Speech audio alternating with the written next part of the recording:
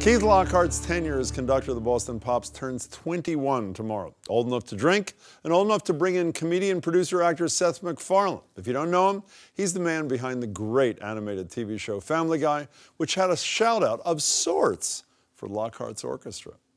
Aren't you a little overdressed? Oh, well, actually, I'm just stopping off at Quagmire's. There's a benefit gala at the Boston Pops tonight, and, well, I'm trying to nail the flautist. Oh my. Keith Lockhart joins me now. That clip, by the way, is from 17 years ago. I want to ask you if he succeeded. Nice to see you, Keith Lockhart. So tomorrow night, spring season starts. I'll ask the flautist. Please do, and then get back to us. So can we do bookends first, because I know what the answer is. What starts it tomorrow night and what ends it, and then we can do the middle. We're starting with Seth MacFarlane and his first appearance with the Pops, and it'll hopefully go a little differently than Brian's date night did. And he's a big singer, yes? He's a great singer. It's a part of Seth MacFarlane's talents that a lot of his most ardent supporters don't know about. He's a great singer. I mean, he sings all the voices in Family Guy, but on his own, even as Seth MacFarlane, it's a great voice, a great affinity for the American songbook. He's really he's Sinatra. And sold out in about a minute and a half. Yeah, about that, yes. And exactly. What's ending the season? Brian Wilson playing all of Pet Sounds, the entire album, live with the Boston Pops. And a lot of critics think maybe the greatest album, or at least one of the greatest 2 or 3 albums really ever seminal, made. iconic album. So give us a sampling of what's in between, what's in the middle of this deal. You know, everything. Broadway, Mandy Patinkin, Sutton Foster, a great Broadway survey sort of program from films. John Williams joins us for Film Night along with me on the podium. We're also doing Raiders of the Lost Ark live with live orchestra showing the complete film with that. Rock and Roll with Tom Scholes, Boston. Boston, yeah. Puppets, doing Peter and the Wolf from the University of Connecticut Puppet Arts program. Pops on Demand, this cool thing where we let the audience use their smartphones. You started that last year, right? We did. Yeah, explain how that works for those who missed it. I love this. Well, we're always anti-technology. We always tell people to put their cell phones away. I said, I wonder if there's a way of engaging an audience live in the event.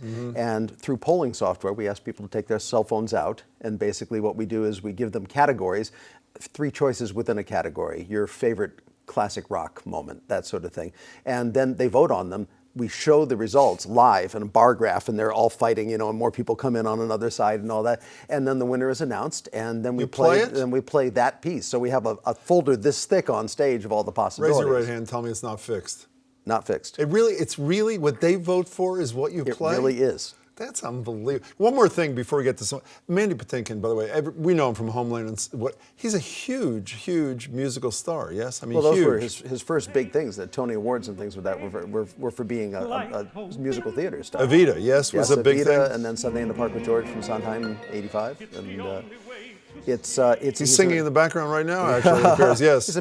He was the big guest star for my first concert with the Boston Pops. For you? As my 21 years ago? Concert. How'd that come about? May of '95. I had a long relationship with him. I did a lot of work with Mandy before I was ever at the Boston Pops. Well, it's great.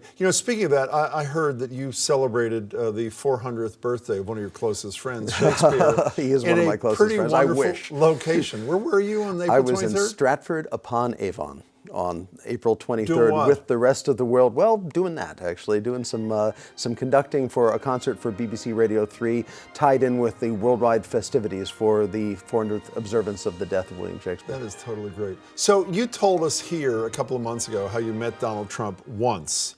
And he blew you off. We're not going to go here. Is that, no, we're not going to. You don't have to discuss. He blew you off, essentially, right? Yeah. He was dismissive. He was dismissive, yes. Did he know who he knew you were, right? But he still. Well, he was introduced. We were introduced by a mutual friend who was somebody who Donald would not have been dismissive of, but he just decided I wasn't worth talking to. But it just occurred to me. Start Me Up is what the Rolling Stone thing they played the other night at his victory party, and now the Rolling Stones said don't do it anymore. Adele has said it. Neil Young, REM has said don't. Actually, REM, It's the End of the World as We Know It might be a good song. I think of it. Has anyone ever said to you, don't play my music, Keith Lockhart? No.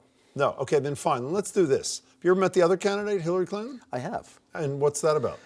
I met her, great story, Longfellow House in Cambridge, the rededication of it, which must have been 15, 16 years ago. I was on the dais as one of the speakers talking about how that house served as a centerpiece for art in the 19th century America. The other speakers on the program whom I had to follow were Hillary Clinton, Robert Pinsky, and David McCullough. Oof. And then it was the, How'd that go? And then it was the music guy. I don't remember. I was just so scared. Each one of them ramped it up. You know, Pinsky is so poetic, and Hillary is Poet so laureate, poised. for Yes, those who don't know. exactly. And then it's like, and there's the music schmuck.